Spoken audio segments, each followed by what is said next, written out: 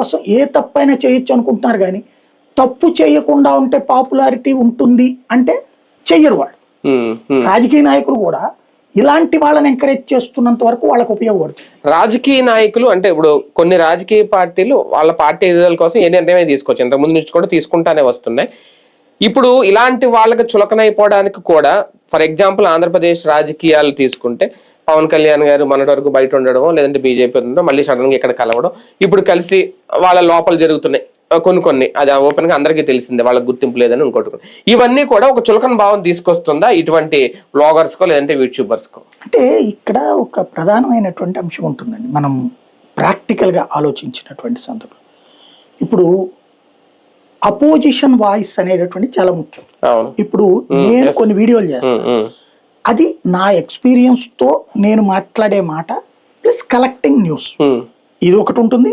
Collecting news ని connecting చేసి మాట్లాడతాను, కొన్ని రివ్యూస్ చేస్తాను. ఇది నేను నా యొక్క ప్రతిభని ప్రదర్శించను. రెండోది, నేను మీకు ఇంటర్వ్యూ ఇస్తా ఉంటాను. ఎందుకని? మీ వెర్షన్ తో మీరు వేసే ప్రశ్నలు ఇక్కడ మనం ఎప్పుడు రాసుకున్న ప్రశ్నలు కాదు. ఎవడన్నా అనుకుంటే వాళ్ళ అమాయకం. మీరు స్ట్రైట్ గా అడుగుతారు, నేను సమాధానం స్ట్రైట్ గా చెప్తాను.